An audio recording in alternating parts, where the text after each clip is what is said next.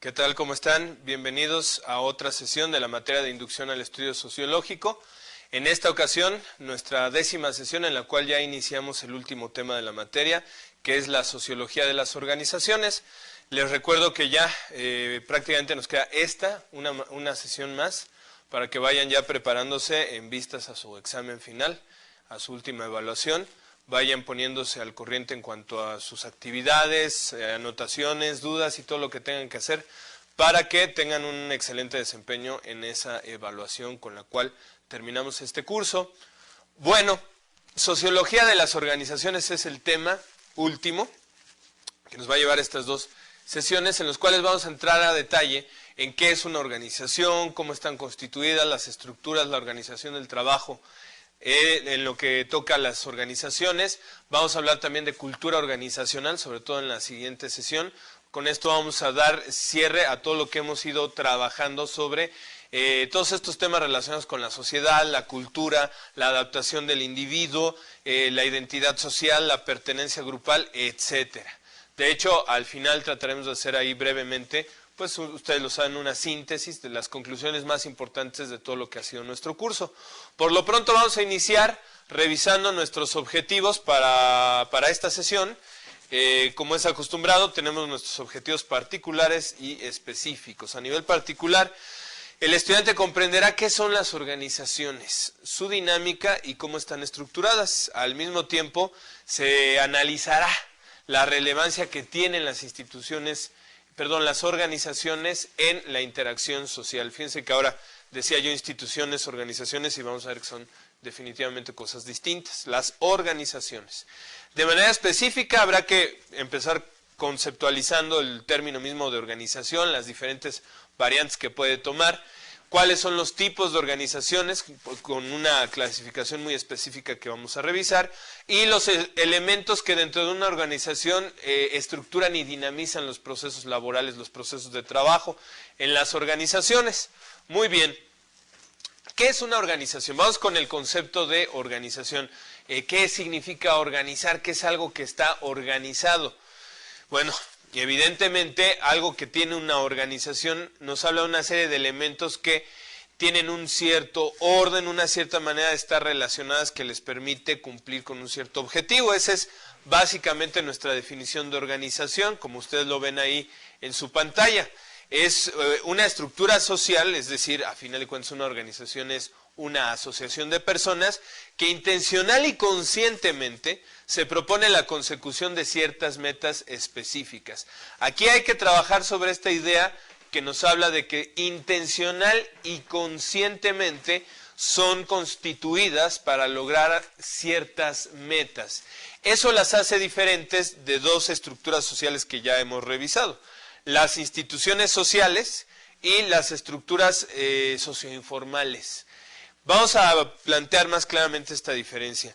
Una institución como la familia, el Estado, incluso una iglesia, ¿no? La religión como institución social, no son cosas que se crean ni voluntaria ni intencionalmente. Son cuestiones que se crean gradualmente y con el tiempo. Cuando nos damos cuenta y volteamos, ya está ahí, después de mucho tiempo, la formación de esta institución social. Entonces, las instituciones sociales no se crean como un acto de voluntad, sino que se crean como parte de un proceso social de largo plazo, gradualmente, y muchas veces no se crean con la intención de cubrir un objetivo en específico. El Estado, la familia, las religiones cumplen diversos objetivos y demás cuestiones porque son muy amplias en ese sentido. Entonces, las organizaciones son más concretas que las instituciones sociales en cuanto a que se crean por un acto deliberado y porque están orientadas a un objetivo particular, que ya veremos de qué se puede tratar.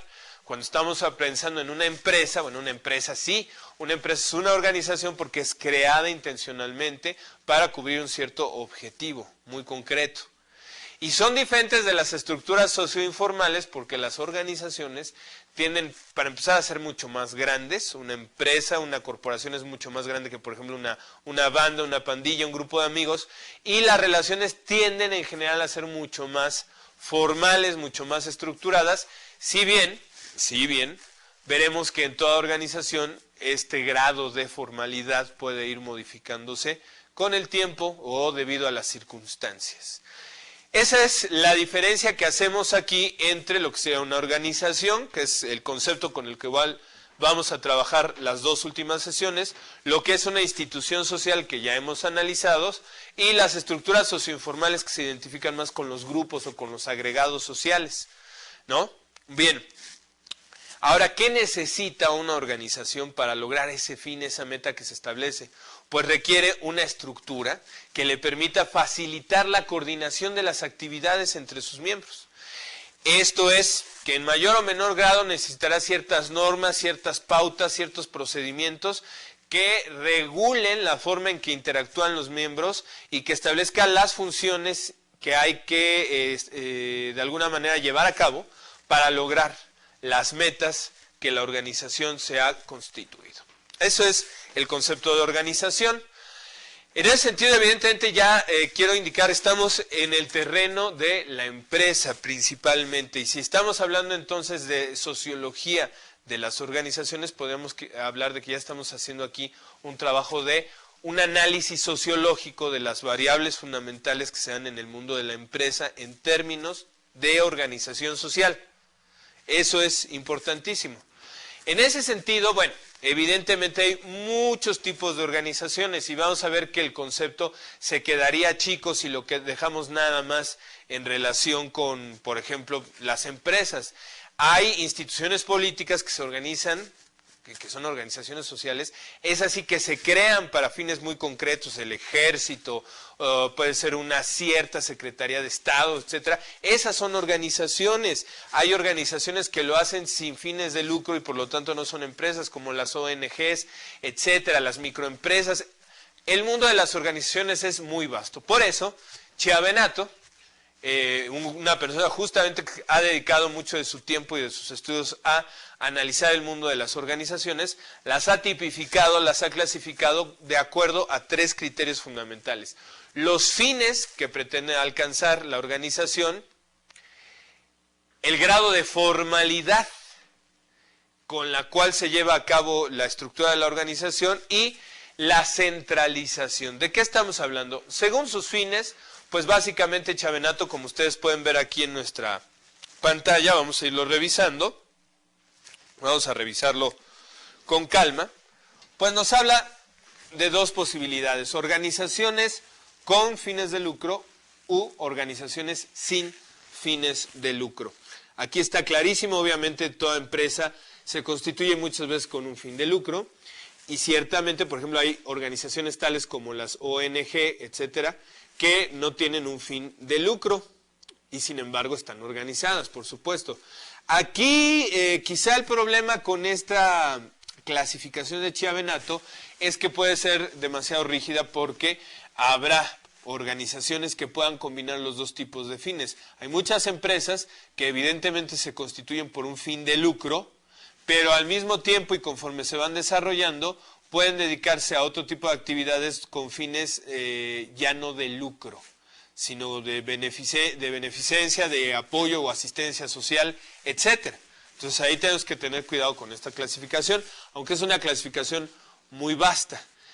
Según su grado de formalidad, Chiavenato nos habla de 2 tipos de organizaciones también: las organizaciones formales y las organizaciones informales. Bueno, aquí está clarísimo el concepto, nos está hablando de organizaciones que están bien estructuradas, que tienen pautas, normas, reglas, roles muy definidos, relaciones entre las posiciones, estatus, jerarquía, y que eso les da ese grado de formalidad, contra las organizaciones que carecen de estos elementos y por tanto se les considera como informales. En el caso de las organizaciones formales, como podemos ver, Chiavenato nos define 4 tipos: las lineales, las funcionales, las de línea staff y los comités. Bien, aquí vamos a ir un poco al pizarrón para que revisemos a qué se refiere con estos tipos de los que nos está comentando él. Fíjense bien, en una organización lineal,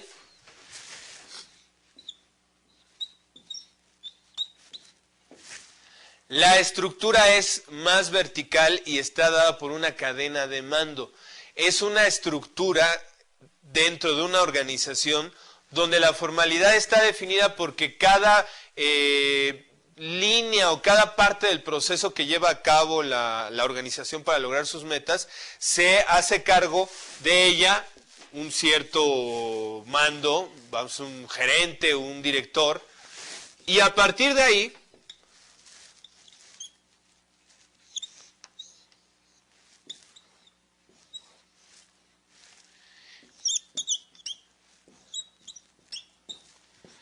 se van desprendiendo diferentes niveles jerárquicos donde la gente está asignada a un cierto departamento por la función que realiza ese departamento independientemente de sus capacidades o simplemente como parte de un proyecto de una producción. En cambio, este otro tipo del que habla Chiavenato, que son las organizaciones formales funcionales,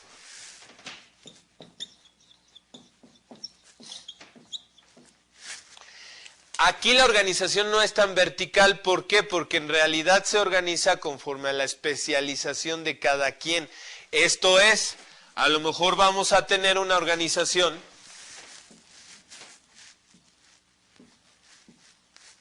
donde cada quien tiene una función específica que realizar y no hay una estructura de mando tan lineal, sino que cada quien desempeña una función específica dentro de un equipo de trabajo, por decirlo de alguna manera. Entonces, en ese sentido no hay tanto esta parte rigurosa de las líneas de mando, sino que se asume que se está formando, por ejemplo, un equipo multidisciplinario para abordar un problema de salud a nivel comunitario, un problema social de características determinadas. Bueno, se integran como tal y no hay una línea de mando, sino que hay una coordinación, por supuesto, pero se respeta la organización funcional de cada quien. Línea staff es una especie de mezcla de ambos modelos. En un concepto de organización de línea staff hay una cadena de mando, sí, pero al mismo tiempo hay especializaciones funcionales, lo que se llama el personal de staff, que pueden ser asesores, consultores, especialistas en un área que vienen a colaborar temporalmente con la organización formal que está establecida, etc. Esto de hecho es lo más común. Y finalmente está esta organización de tipo comité, donde igualmente tendríamos, sobre todo en organizaciones donde hay equipos pequeños de trabajo, una visión donde todo mundo estaría relacionado con las mismas funciones en el mismo nivel. Esta es una forma peculiar de estructura organizacional que por supuesto funciona, sobre todo cuando la gente está en el mismo nivel de responsabilidad y no hay una especialización jerárquica tan fuerte, o se tienen que tomar decisiones específicas sobre algún tema y para eso se crea la organización. Estas diferentes formas de establecer la formalidad de una organización no nos deben de desviar de un punto importante, que es este que tenemos ahora en la pantalla.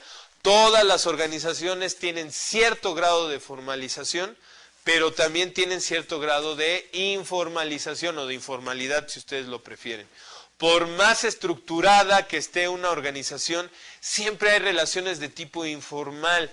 En la empresa más vertical, jerárquica que ustedes quieran, finalmente los empleados tienen relaciones entre sí por el hecho de estar compartiendo un espacio laboral, ir a comer, lo que ustedes quieran, y eso va generando relaciones de amistad, relaciones que a veces se pasan por lo informal. Este tipo de cuestión nos lleva a pensar que entonces en toda estructura aquí, incluso contraviniendo un poco la separación que hace Chiavenato, vamos a tener una parte formal y una parte informal que conviven. Y a veces los canales de comunicación formal van en un sentido y la comunicación informal puede ir en otra, como lo es el caso de los rumores. A nivel sociológico el tema del rumor es muy interesante, porque el rumor muchas veces habla de estas redes informales de organización que socavan la información que oficialmente se quiere mandar a través de los canales formales, de los canales oficiales, por llamarlos de alguna manera. Todo lo hemos visto, ¿no? De repente sale ahí el comunicado en la empresa que dice que, queridos trabajadores, por la situación especial que estamos llevando a cabo, vamos a hacer un esfuerzo especial para mantener las plazas de trabajo de todos. Y no falta que, ¡chin!, nos van a bajar el sueldo a la mitad. Y entonces empieza a especular el rumor por todos lados, ¿no?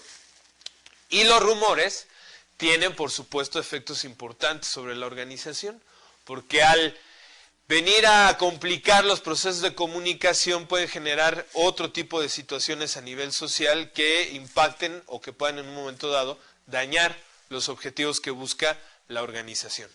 Bien, habíamos hablado de 3 criterios sobre los cuales Chiavenato clasifica las organizaciones. Hasta el momento hemos hablado de 2, los fines, organizaciones con fines de lucro, organizaciones sin fines de lucro.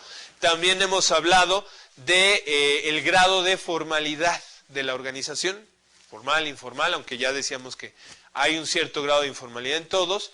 Y finalmente el grado de centralización. Esto es, las decisiones se toman por una sola instancia, las responsabilidades están centralizadas en pocas personas que deciden, o al contrario hay un proceso fuerte de descentralización donde las decisiones se delegan a diferentes núcleos y entonces es mucha la gente que participa en la toma de decisiones. Aquí tenemos una imagen en nuestra pantalla que nos habla de lo que estaríamos nosotros aquí señalando, una organización centralizada donde todo parte del núcleo central, que es el que toma las decisiones, o la formación de núcleos colaterales en la medida que se van delegando responsabilidades en otras personas. Aquí no se puede hablar de lo ideal. Depende, por supuesto, del tipo de organización. Dudo mucho que en una organización, por ejemplo, militar, o una organización que está enfrentándose a una situación de emergencia, y donde se tienen que tomar decisiones rápido y adelante, quizá en esos contextos, hablar de una necesidad de descentralizar la toma de decisiones no sea lo más adecuado. Imagínense, un general ahí descentralizando la toma de decisiones entre sus capitanes y sargentos, bueno, cuando se pongan de acuerdo, pues ya el enemigo les pasó por encima. Pero por supuesto, habrá organizaciones donde la descentralización de la toma de decisiones sea fundamental para volverlas mucho más eficaces. En el mundo contemporáneo, de hecho, la tendencia es así. La tendencia en las organizaciones contemporáneas es hacer cada vez más descentralizadas e inclusive a convivir con grados mayores de informalización. Es decir, con que las estructuras no sean tan rígidas, que sean más flexibles para poder responder a los cambios constantes en el mercado, en la situación internacional, y donde los diferentes niveles o las diferentes personas que están formando parte de la organización tengan la capacidad de tomar decisiones, claro, dentro de ciertos parámetros bien definidos, y no todo tenga que estar centralizado a una sola fuente, y esto permita, por supuesto, agilizar los procesos. Así que, en cierto sentido, más que hablar de qué es bueno o qué es malo, es bueno estar centralizado o no, habría que ver la circunstancia en la que cada organización se mueve. Las organizaciones no son islotes que están ahí flotando en el mar, sino que en realidad las organizaciones están interconectadas con su medio. Lo que sucede en una organización, por supuesto, que está fuertemente influenciado por el contexto que se está viviendo y por lo tanto debe de haber esa flexibilidad para organizar la estructura. Se ha visto, las grandes organizaciones que hoy por hoy incluso son grandes corporaciones, en su principio fueron empresas que empezaron siendo muy flexibles, informales, que rompían los paradigmas tradicionales y verticales de la autoridad en las organizaciones, como en el caso, por ejemplo, de empresas tan importantes como Microsoft, por hablar tan solo de un ejemplo. Sin embargo, estos temas los vamos a tocar un poco con más detalle en nuestra siguiente sesión. Bueno, obviamente estos 3 criterios son cosas que se pueden combinar, es decir, yo puedo ver que hay organizaciones con fines de lucro formales y centralizadas, y también va a haber organizaciones con fines de lucro informales y descentralizadas, por decir una cuestión. Entonces, estos 3 criterios en realidad se combinan y pueden dar una gran variedad de tipos de organizaciones. La actividad que ustedes van a realizar al finalizar esta sesión justamente nos va a permitir ilustrar esto de lo que estamos hablando. Ya verán esa actividad. Cómo se van combinando a través de estos criterios diferentes maneras de tipificar a las organizaciones. Bueno, concepto de organización, ya lo tenemos, la organización es una estructura que se crea para lograr ciertos fines específicos de forma deliberada y consciente y se pueden clasificar conforme a sus fines, grado de formalidad y grado de centralización. Muy bien. Ahora, ¿cuáles son los elementos estructurales de una organización?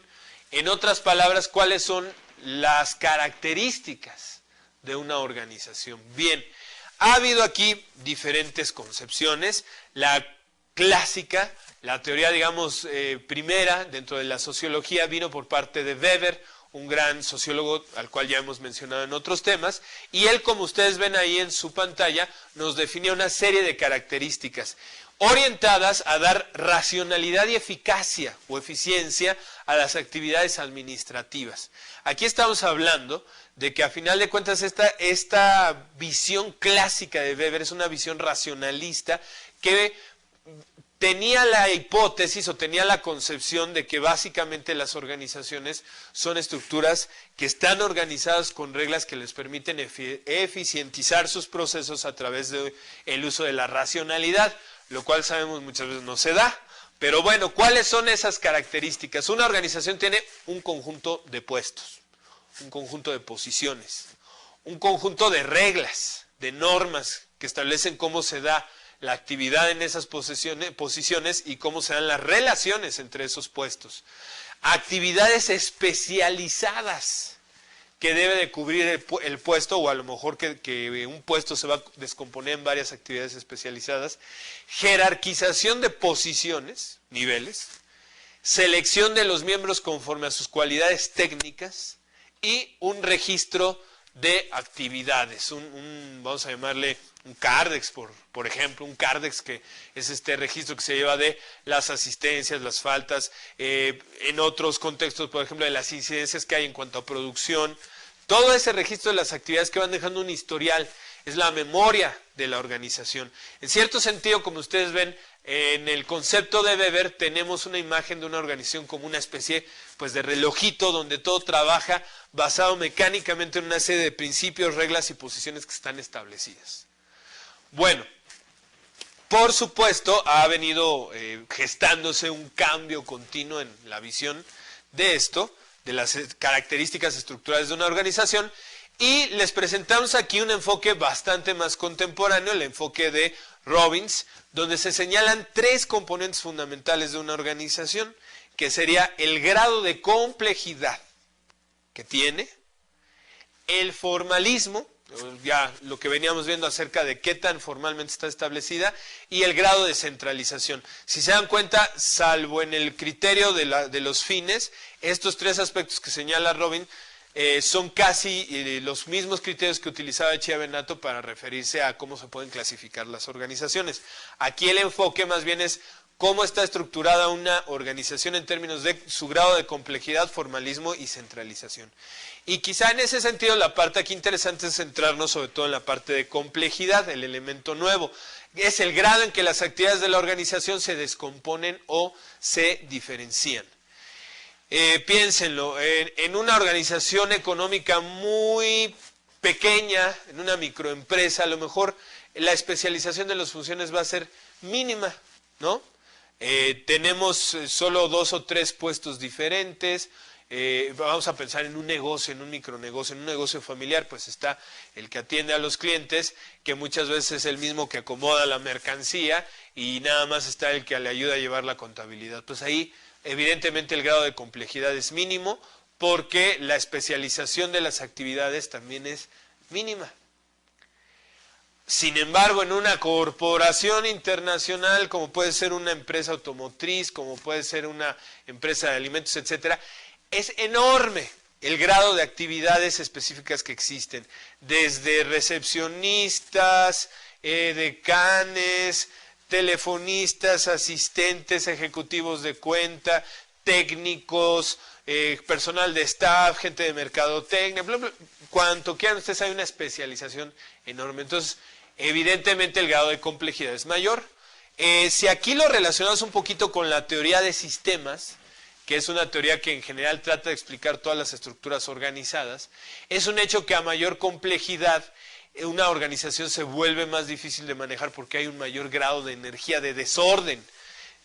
Hay lo que llaman en otros contextos los biólogos, etcétera, la entropía, es decir, la energía que se genera por las relaciones es tal que los elementos para poder ordenar ese flujo de intercambios pueden requerir un mayor grado de formalidad o descentralización, si bien hemos encontrado empresas donde han logrado canalizar la complejidad sin necesariamente volverlas a las empresas demasiado formales, demasiado rígidas. Bueno, en ese sentido la complejidad se puede ver de tres maneras. La diferenciación horizontal, que sería en este caso, vamos a recurrir a la imagen que tenemos al lado en nuestra pantalla. La diferenciación horizontal sería la diferenciación de puestos que están en el mismo nivel, pero que tienen funciones distintas, que están especializados en cuestiones diferentes. Entonces a lo mejor voy a tener mi gerente de compras, mi gerente de ventas, mi gerente de mercadotecnia y mi gerente de recursos humanos. Todos son gerentes, tienen el mismo grado de posición, pero la diferenciación en este caso, la complejidad se da a nivel horizontal porque tengo diferentes especializaciones que requieren de puestos gerenciales. Las diferencias verticales se dan evidentemente en una cadena de mando, por el grado de subordinados que van dependiendo de los mandos que se van creando, ¿no? En este sentido, ¿qué tan bueno, qué tan malo es tener una organización con muchas diferencias verticales, horizontales? Esto tendría que estar en función de los fines que pretende la organización y analizar si estas diferenciaciones verticales y horizontales en todo lo que es este proceso de diseño y rediseño organizacional realmente están contribuyendo o no. Lo hemos visto, por ejemplo, en el terreno público, y yo creo que también en el privado aplica este concepto. Hay muchas organizaciones que tienen un exceso de puestos, un exceso de diferenciaciones tanto horizontales y verticales para llevar a cabo sus fines como tal. En cierto sentido lo hemos visto como muchas organizaciones públicas, por ejemplo, han tenido recortes importantes de personal en la medida que se va rediseñando la estructura, que se va analizando la racionalidad y la eficiencia de dicho proceso. Y por supuesto las organizaciones privadas comparten esta misma situación. Y finalmente las diferencias espaciales que tienen que ver con cómo está organizado, qué tan complejo es el establecimiento de la organización, pero ya en términos geográficos. Aquí es cuando ya entran conceptos como matriz, sucursales, gerencias locales, filiales, etcétera, etcétera, etcétera. Esto es lo que nos habla de una organización compleja en términos espaciales. Y bueno, los otros dos elementos que ya habíamos visto, formalismo en cuanto al grado en que se usan reglas y procedimientos, y centralización en cuanto a dónde radica la autoridad para tomar las decisiones. Bien, eso es en cuanto a la estructura básica de una organización. Entonces, podríamos resumir esta parte diciendo que todos los elementos que contenga una organización, puestos, reglas, especialización, etcétera, etcétera, se ven marcados en tres grandes factores que son el grado de complejidad de la organización, su grado de formalidad y su grado de centralización en cuanto a la autoridad y la toma de decisiones. Eso va a marcar las características, la estructura de una organización. Muy bien. Ahora, vamos a llevar esto al terreno del trabajo. ¿Cómo se organiza el trabajo en el terreno de las, valga la redundancia, en el terreno de las organizaciones? ¿Cómo se estructura, pues, el trabajo para no caer en el mismo concepto? ¿Cómo se estructura el trabajo? Hay ahí una serie de conceptos que son básicos, que son fundamentales de manejar para entender cómo se organiza el trabajo. Todos los conocemos intuitivamente porque de alguna manera todos hemos vivido en una organización, hemos sufrido a veces a las organizaciones y estamos conscientes de que esto existe, pero hay que sistematizar ese conocimiento.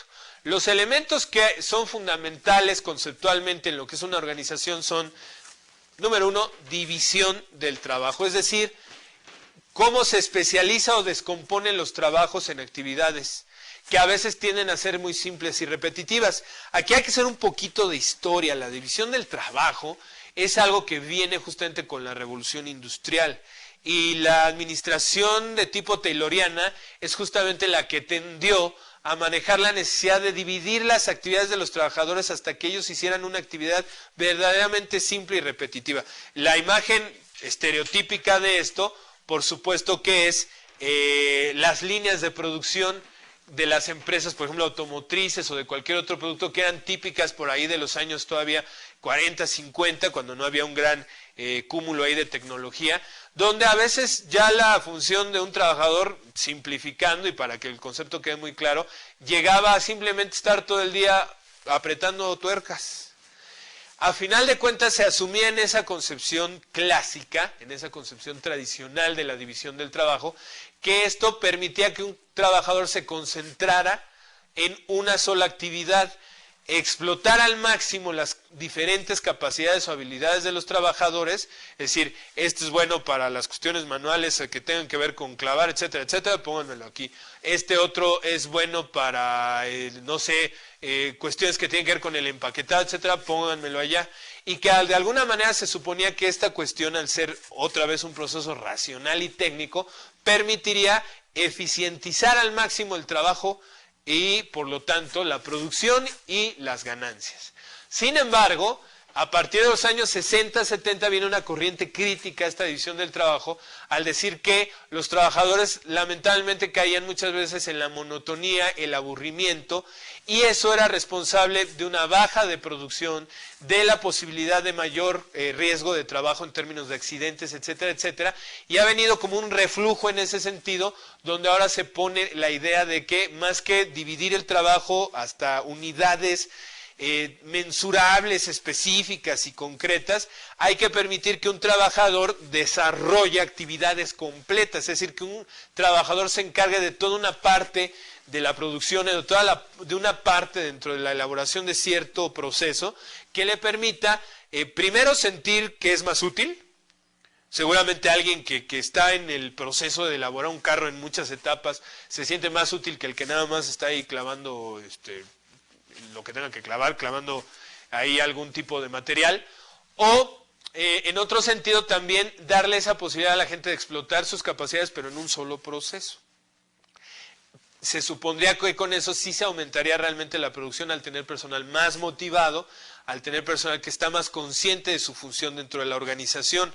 Yo creo que ustedes saben esa pequeña como anécdota, historia que cuentan de los que construían las catedrales durante la Edad Media, que bueno, cada quien igual se encargaba pues de por ahí estar poniendo algunas piedras, de enyesar, y entonces la gran diferencia entre el que le preguntaban, ¿tú qué estás haciendo? Pues en yeso.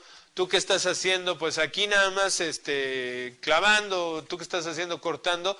Al que le decían, ¿tú qué estás haciendo? Ah, estoy construyendo una catedral. El que tenía esa visión de saber que su trabajo era una parte de un todo mucho más amplio. Pero en ese sentido, esa conciencia de la utilidad del trabajo, según los teóricos contemporáneos, solo se logra en la medida que un trabajador puede desarrollar una actividad más amplia que realmente le dé como esa visión, que le dé esa conciencia de la importancia de su trabajo y que finalmente él pueda atestiguar el resultado final de ese proceso. Por supuesto, aquí habría que ver nuevamente los procesos productivos de cada quien, la disposición tecnológica, porque aquí evidentemente en esto también tiene que ver mucho la tecnología de la que cuentan las organizaciones para desarrollar sus fines, el tipo de trabajo, etcétera. Otro concepto fundamental a nivel de lo que estamos hablando es la unidad de mando, es decir, la dependencia de los subordinados respecto a un solo superior. Antes se hablaba, por ejemplo, de que era importante que el personal estuviera solo bajo las órdenes de un mando, un gerente, lo que ustedes quieran, pero que solo tuvieran, pues, para ponerlo llanamente, que solamente hubiera un jefe. Solamente un jefe dando órdenes, solamente un jefe al cual responderle, de forma que también con eso se garantizara la eficiencia, no hubiera duplicidad de mandos y confusión por parte de los trabajadores. Ahora, las teorías modernas sobre la organización están enfatizando lo contrario, que a veces ahora los procesos organizacionales llevan a que la gente esté en la necesidad de trabajar con 2 o 3 mandos. ¿Por qué? Porque muchas veces ahora los procesos funcionales se van intercalando y la gente tiene que responder ante varias instancias al mismo tiempo. sobre todo, por ejemplo, en trabajos de staff o en trabajos donde no está tan especializado la función. A lo mejor yo voy a trabajar un tiempo o en el mismo circunstancia con 2 o 3 personas a las que les tengo que responder por cosas diferentes de mi trabajo. Esto es así. Por ejemplo, en el sector académico, pues muchas veces estamos acostumbrados a tener, digamos, una parte de mando por el lado de las coordinaciones académicas, que son las que van llevando todos los procesos en términos de lo que se está enseñando, y por otro lado las coordinaciones administrativas que llevan el control de documentaciones, etcétera. Entonces uno tiene que estar ahí caboteando un poquito con varios jefes, ¿no? Quizá ir rompiendo un poco la conseja tradicional de que no hay que tener 2 jefes al mismo tiempo. No, ahora parece ser que la circunstancia nos está llevando a tener quizás hasta más y ser hábiles y capaces de responder a varios al mismo tiempo. Bueno, otro concepto fundamental a nivel trabajo evidentemente es autoridad y responsabilidad, es decir, yo al cubrir una cierta posición evidentemente estoy adquiriendo ciertos derechos para dar ciertas órdenes, esperar que yo sea obedecido, pero también adquiero responsabilidades, tengo que hacerme no solo partícipe de los procesos, sino que tengo que ser capaz de dar una respuesta por lo que sucede dentro de lo que a mí se encomienda. Y en ese sentido volvemos un poquito a lo que ya habíamos visto. Está tradicionalmente la autoridad de línea, la cadena de mando, que es esto que ya habíamos visto. Vamos a pensar en este caso, lo que está en negro pues es la cadena de mando, la línea, que ahora se utiliza sobre todo mucho el término para referirse sobre todo a las áreas de producción de una organización. ¿Sí? La cadena de mando, la línea viene desde el director general, pasando por el director de operaciones, a los gerentes y la gente que está encargada de, por ejemplo, de sacar el producto de la empresa, es una fábrica de galletas. Bueno, pues todo lo que tenga que ver directamente con la producción de las galletas es la línea. En cambio el staff, la autoridad de staff, es colateral. La autoridad de staff viene a ser otra vez todos estos asesores, consultores que de alguna manera no entran en la línea, pero están apoyando la producción. En ese sentido el concepto de staff a veces se va ampliando y se maneja también, por ejemplo, para otras gerencias que tradicionalmente se piensan como parte de la empresa, como puede ser recursos humanos o finanzas, que a lo mejor no están directamente involucrados en la producción, pero que evidentemente el trabajo que ellos hacen es fundamental. Entonces, esa es la otra autoridad. Así, por ejemplo, en esta empresa de galletas, pues, por ejemplo, los obreros reconocen a su autoridad en línea, al gerente de la planta y así, pero también entienden que hay un staff que a lo mejor no tiene una decisión directa sobre lo que ellos hacen, pero que sí influye en muchas cosas, como puede ser la gerencia de recursos humanos, por decirlo así. En esta gráfica que ven ustedes aquí en la imagen, pues vemos algo interesante, ¿no? Evidentemente, conforme vamos abajo en los niveles jerárquicos de la organización, el nivel de autoridad disminuye y asimismo el nivel de responsabilidad. En la medida que vamos para arriba en cuanto a autoridad, también el nivel de responsabilidad sube. Entonces, en ese sentido, la gerencia contemporánea pues justamente enfatiza que los personajes, las personas que estén cubriendo los puestos de mando, mientras más altos sean, tienen un mayor grado de responsabilidad. Es decir, no pueden simple y llanamente decir, es que fue un error de mis subordinados, sino que finalmente ellos se tienen que hacer responsables por los procesos que se están dando en su área. Ese es el concepto que nos falta aquí, que es el de tramo de control. ¿Quiénes son los que entran en mi responsabilidad? ¿Quiénes son directamente mis subordinados y por los cuales yo tengo que responder, yo tengo que dar la cara? Un tramo de control puede ser pequeño, puede ser grande. Las teorías clásicas iban mucho en la dirección de que los tramos de control fueran pequeñitos, pero evidentemente tramos de control pequeños, es decir, que yo fuera jefe de un corto número de subordinados, es decir, de 4, de 5, en una organización muy compleja iba a marcar muchísimos niveles jerárquicos. Y mientras más niveles jerárquicos, quiere decir que va a haber más personal administrativo, y a mayor personal administrativo la nómina de los sueldos es mayor, y así por el estilo.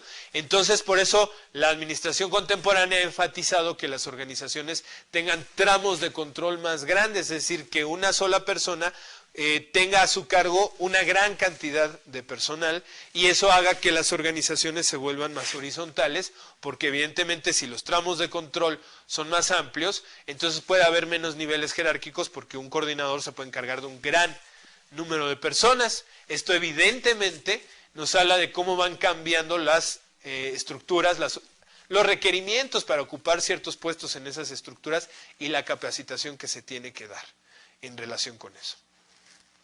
Finalmente, tenemos el concepto de departamentalización. Es decir, toda organización, además de tener un cierto esquema de división del trabajo, además de tener una cierta visión sobre la unidad o no de mando, además de establecer una cierta estructuración en cuanto a cómo se toman las decisiones en niveles de autoridad y responsabilidad, tiene a final de cuentas que organizarse en agruparse e irse especializando en diferentes áreas, que son las que van a llevar a cabo las actividades. Eso es el concepto de departamentalización. La agrupación y especialización de las actividades en una organización de áreas diferentes. ¿Sí? Bueno, en ese sentido también hay varios criterios de departamentalización. ¿Sí? Tenemos ahí básicamente 5 que son los más comunes: funcional, de productos, por clientes, geográfica y por procesos. La departamentalización funcional es cuando la manera en que se estructuran los departamentos es de acuerdo a las funciones realizadas. Esa es la tradicional. Y entonces tenemos el departamento de finanzas, porque ellos se encargan a ver todo lo del dinero, el departamento de compras, el departamento de ventas, el departamento de mercadotecnia, en fin, esa es la manera quizá más extendida. Sin embargo, también hay departamentalización por productos. Sobre todo en empresas que tienen varias líneas de productos, puede ser que haya, por ejemplo, en una empresa que produce diferentes tipos de ropa, pues el departamento de pantalones y el departamento de ropa formal y el departamento de calzado y el departamento de ropa deportiva. ¿Por qué? Porque a lo mejor estas empresas se encuentran más funcional que sus departamentos dependan del tipo de producto para que toda la gente esté focalizada a sacar o generar un solo producto. Otra forma de departamentalizar es por clientes, ¿sí? Es decir, la agrupación con base a clientes comunes. Esto es, por ejemplo, muy común en las empresas que hacen telemarketing, donde sus departamentos en realidad están relacionados con ciertos proyectos. Por ejemplo, vamos a tener aquí, en este mismo departamento, a toda la gente, gerentes, vendedores, etcétera, gente de staff, etcétera, pero que están relacionados con el proyecto que le da servicio a un cierto banco. Y acá va a estar el proyecto que le da servicio a cierta cadena de tiendas. Así, eso es muy común en las empresas de telemarketing, este tipo de departamentalización por clientes. Evidentemente, en empresas que tienen una complejidad geográfica importante, a veces los departamentos pues están dados justamente por las diferentes localizaciones geográficas que tiene la empresa, ¿no? O sea, ya hay gerencias locales a diferentes niveles, en diferentes lugares que pueden ser dentro de la República, a nivel internacional, y finalmente por proceso, que es una especie de combinación de lo que sería el flujo de productos y de clientes. Esto es, de proceso puede ser donde yo los departamentos los divida por lo que le estamos trabajando a un cliente en específico dentro de un cierto producto en específico, porque para ese mismo cliente que le trabajo otro producto, tengo otra área que voy yo desarrollando. ¿Cuál es la mejor decisión sobre cómo departamentalizar una organización? Pues por supuesto que no hay una receta. Depende, por supuesto, de las características de cada organización. Aquí es donde viene este proceso de diseño organizacional, donde hay que hacer un análisis muy serio, muy detallado, de cuáles son los fines de la organización, para cumplir esos fines que necesita y para lograr llevar a cabo los procesos relacionados con cuál sería la mejor forma de organizar esos procesos, de organizar esa serie de actividades. Por supuesto no hay una sola receta, las empresas van ensayando muchas veces, modificando el tipo de departamentalización. Muchas veces el primer factor que marca esto es el propio crecimiento de la empresa. La manera en que crezca es lo que va a marcar si le conviene más una departamentalización de una manera o de otra. A lo mejor en un principio tiene una y después se da cuenta que necesita modificarla. Las fusiones con otras organizaciones a veces también son factores que obligan a rediseñar la manera en que están programadas las áreas. La expansión que permite lo que ya decíamos, establecerse en otras áreas geográficas. Un cambio de visión en los propios gerentes, en los propios mandos altos que de repente dicen no, aquí estamos mal, nos va a ser más eficiente si lo hacemos a través de una departamentalización por proceso. A veces el criterio económico es el que se impone, en fin. Pero en ese sentido hay que ver que las organizaciones son como entidades vivas, ¿no? A pesar de que son evidentemente creaciones artificiales de los seres humanos, tienen una dinámica, tienen una vida que va modificando, pasan por una serie de etapas y en ese sentido siempre el rediseño de las organizaciones va a ser ahí una necesidad constante en todas las empresas, en todas las estructuras formales que se creen en una sociedad determinada. Eso es parte de una realidad que se vive cotidianamente y a la cual tenemos que estar preparándonos en ese sentido. No en balde hay por ahí toda una especialización dentro del área de recursos humanos de lo que es desarrollo organizacional, este concepto de desarrollo organizacional que justamente asume que continuamente hay que estar revisando, que habrá departamentos que ya no cumplen una función y que tienen que desaparecer o que se tienen que fusionar o que tenemos que dividir este departamento, etcétera, etcétera, ¿no? Todos estos elementos son lo que se ve dentro del terreno del desarrollo organizacional. Bien, con eso terminamos esta sesión. La próxima sesión, con la cual ya le damos fin a esta materia, en cuanto a su revisión, por supuesto, vamos a trabajar con el tema de la cultura organizacional.